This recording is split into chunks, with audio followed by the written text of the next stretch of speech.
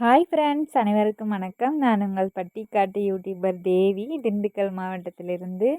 இன்றைக்கி நம்ம சேனலில் என்ன வீடியோ பார்க்க போகிறோம் அப்படின்னு கேட்டிங்கன்னா, ரொம்பவே ஒரு சந்தோஷமான ஒரு நாள். இன்றைக்கி நம்ம ஊரில் மழை பெஞ்சிருச்சு. இந்த மழைக்காக எத்தனை நாள் காத்திருந்தோம், எத்தனை சாமியை கும்பிட்டோம், மாடுகளுக்கு மேய்ச்சல்ல விவசாயம் செய்ய முடியல அப்படின்னு எத்தனை கடவுளை கும்பிட்ருப்போம்.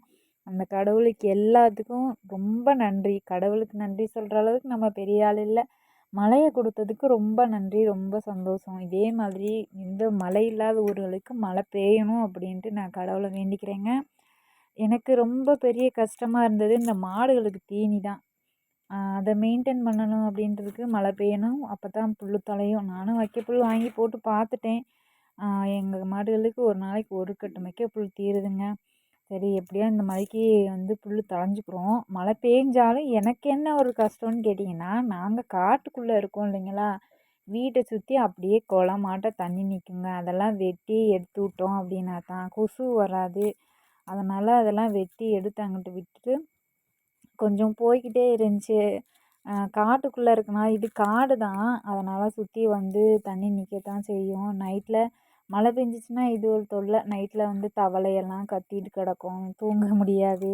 6 மணி ஆனாலே இருட்டிடும், பால் கறக்கிறதுக்கு நேரமாயிரும். இப்படி ஒரு சில இருக்க தான் செய்யும், இதெல்லாம் இருக்கத்தாங்க செய்யும். ஆனால் இதெல்லாம் கடந்து தான் நம்ம வரணும். அதுக்கப்புறம் நான் செய்ய வேண்டிய ஒரு முக்கியமான விஷயம் என்னன்னு கேட்டிங்கன்னா, என்னோடய தலையை அடமானம் வச்சுனாலும் நான் என் மாடுகளுக்கு கண்டிப்பாக கொட்டம் போட்டு தான் ஆகணும். இது என்னோடய சுச்சுவேஷன், சூழ்நிலை. போட்டு தான் ஆகணும் அப்படின்ற கட்டாயம். கண்டிப்பாக போடணுங்க. மாடுகளை நினைய விடக்கூடாது இல்லைங்களா, காய்ச்சல் வரும். அதனால் சென மாடுகளெல்லாம் மழையில் நினைய விடக்கூடாது. கண்டிப்பாக கொட்டம் போட்டு தான் ஆகணும். பார்த்திங்கன்னா இப்படி தான் இருக்குது.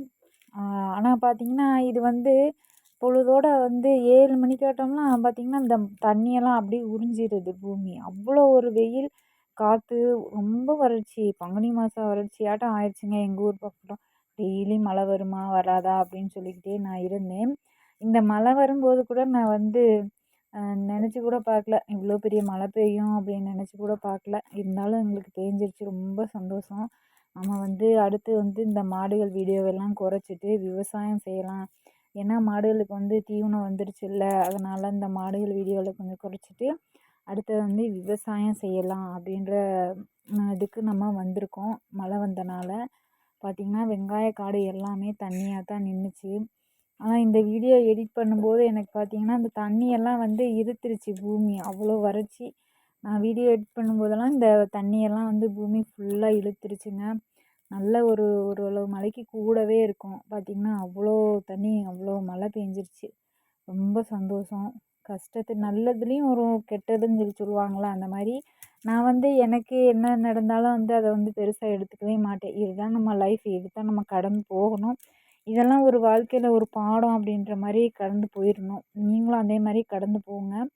அப்புறம் பார்த்திங்கன்னா தண்ணியாக நின்றுட்டுருக்கு காட்டுக்குள்ளே. சும்மா லேசாக தான் நிற்கிது. உழவு ஓட்டலாம், பூமி குளிர்ந்துருச்சு.